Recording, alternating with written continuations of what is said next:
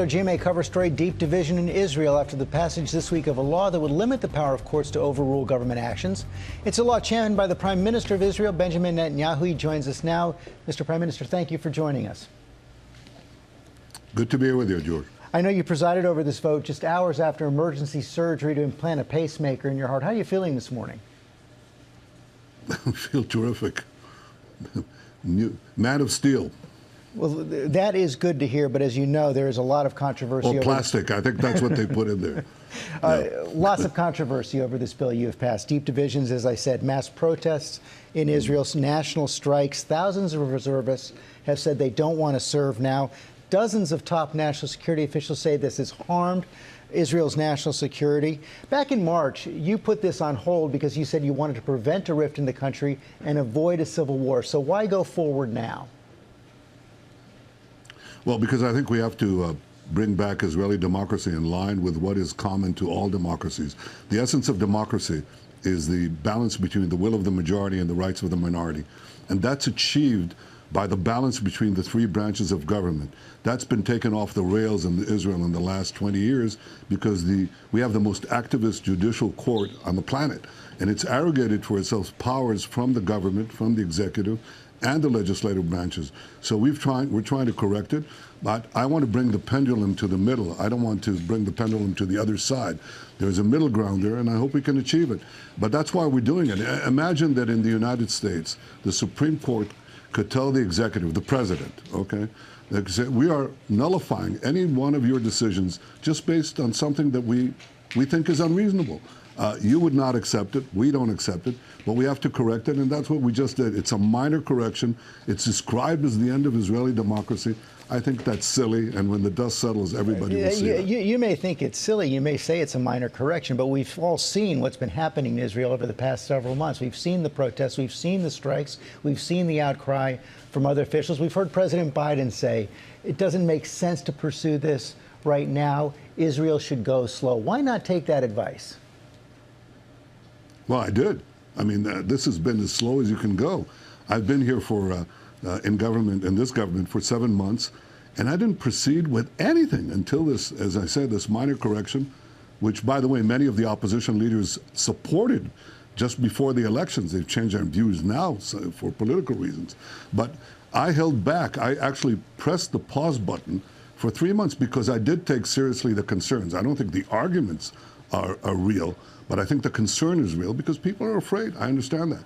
So I pressed the pause button for 3 months, try to get some kind of compromise on anything, and couldn't get anything from the opposition, and therefore decided to proceed with this minor correction, which is common, as I said, to all democracies.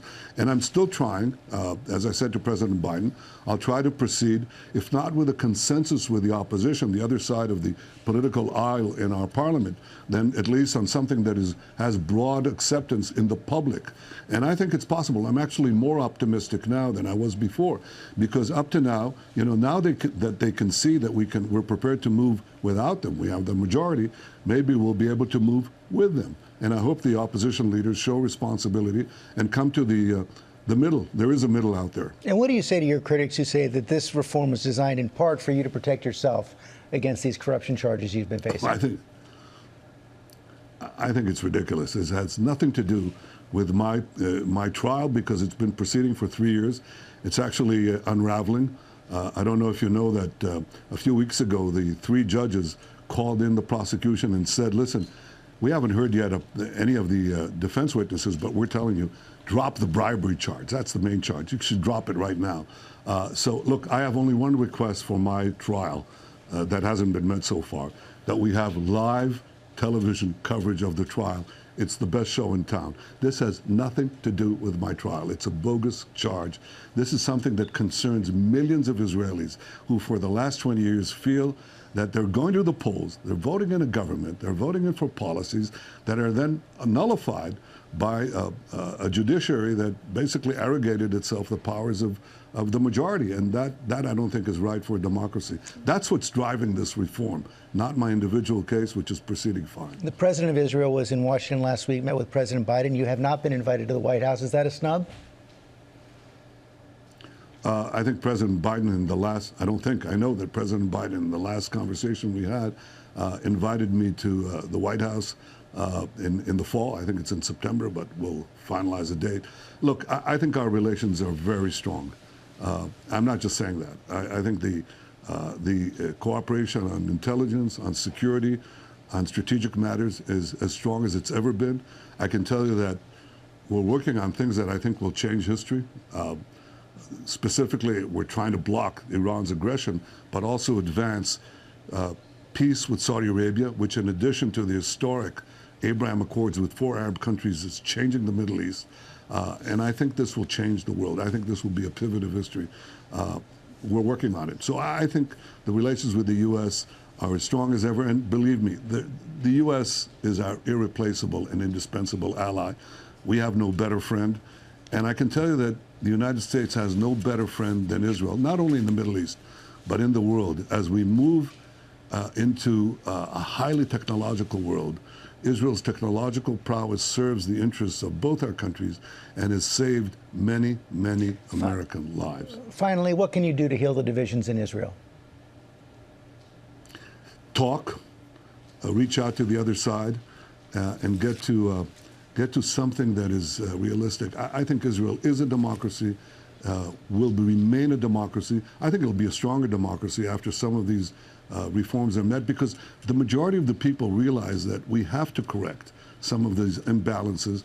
I hope we can do it across the board, across the aisle, but if not, we should do it with something that has broad national consensus. I'll do my best to do it, and we'll get over it.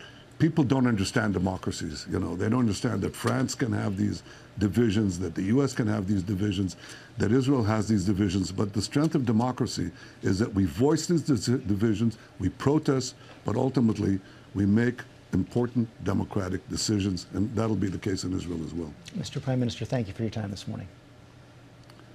Thank you, George. Pleasure being with you.